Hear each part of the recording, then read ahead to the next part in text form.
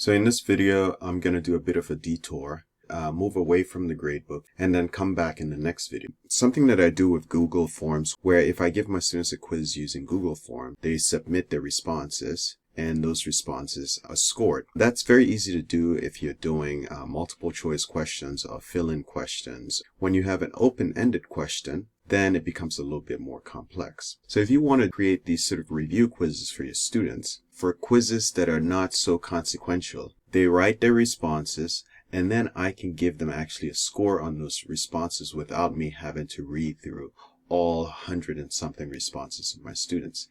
Why do I do this? It's not just to give students busy work. One of the best ways to learn is by actually testing. So the more that students test, the better they're going to master the content.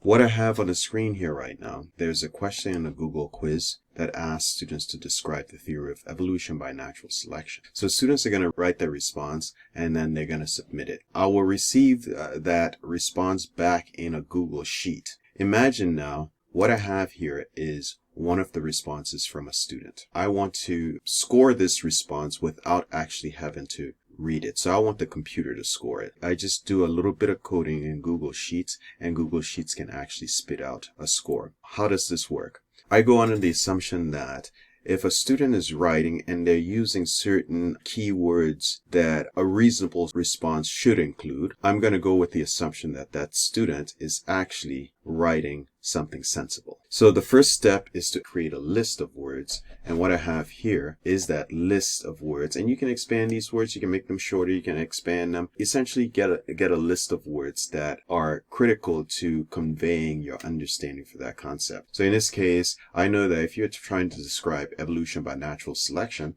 there's some words you're going to be using. You're going to be using the term selection, adapt, you might use pressure, maybe not, fit test, maybe not, survival is definitely one, evolution, production, species, organisms, etc. So what I want the computer to do now is to check the student's response, which I've copied and pasted in here.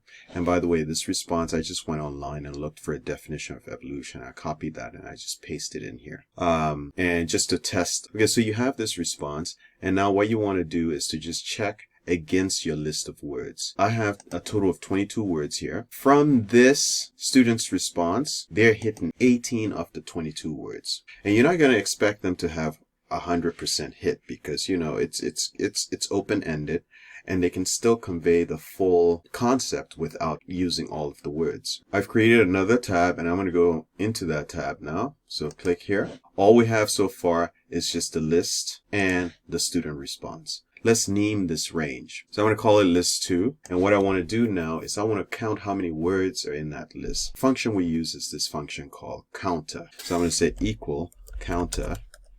And then I want to counter the entire list. List 2. And the next thing we're going to do is simply check to see if the student's response contains just this first word. Equal search. And we want to search for this word in the cell. So I'm going to put a $sign in front of the number of the index. And let's copy this down. And so you can see wherever it finds it, it's going to return its location. So it's in position 3216. So that means if we count all the letters and spaces, it will be in a position exactly there. Wherever there's an error, it's just going to give you error reading. You can remove the error by using the if error function and then say what to do if there's an error. Just put in missing. Copy this, paste it down, and it's going to type in missing. Or I could just say, just leave it blank. All I want to do is to check to see if Darwin is present. I don't care about where it's located. I just want to see if it's present. I just want to see if it adapt is present. I just want to see if each of these terms are present within the student's response. So I'm going to ask Google Sheet to determine if there is a number. I'm going to do isNumber, which is a function, open parentheses, and let's just hit return. And let's copy and paste it down.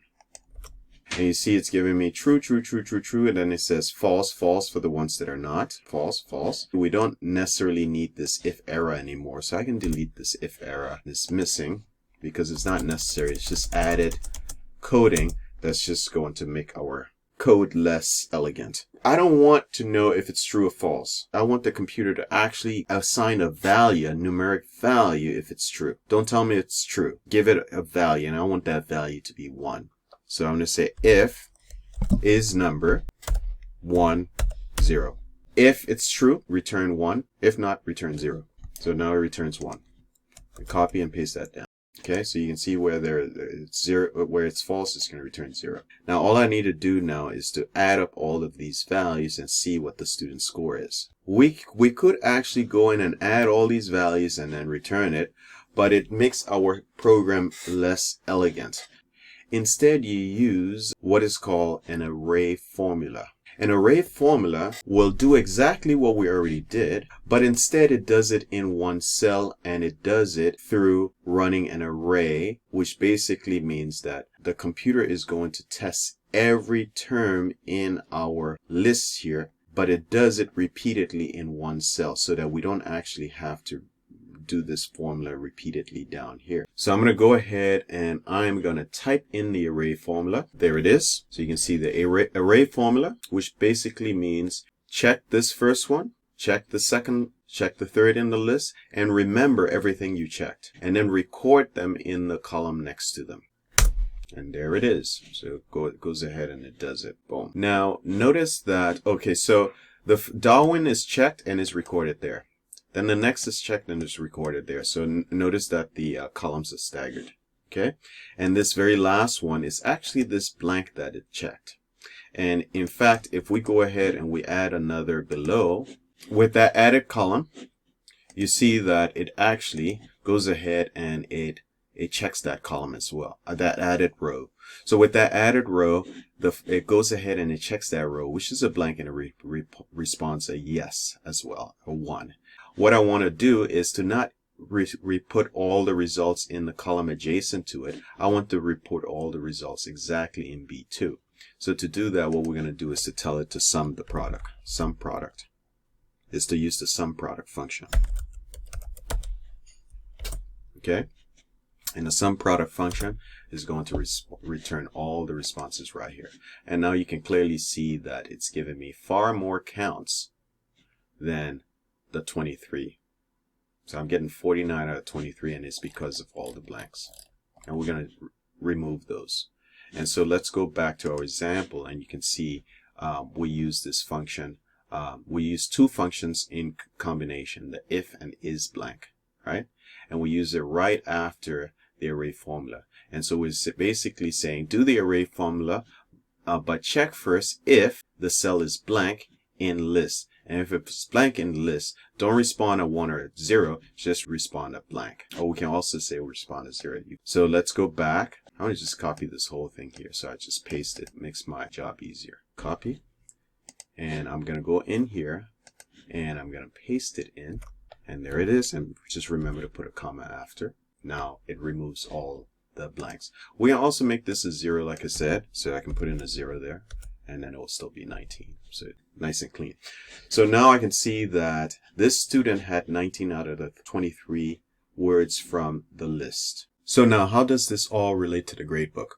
Well, the idea here is that you're using Google Forms, which funnels the students' responses into a Google Sheet. And you can now score that Google Sheet and have the scores from each quiz automatically funneling into your gradebook to automatically adjust the students' overall grade. Yeah, I think that's pretty much it.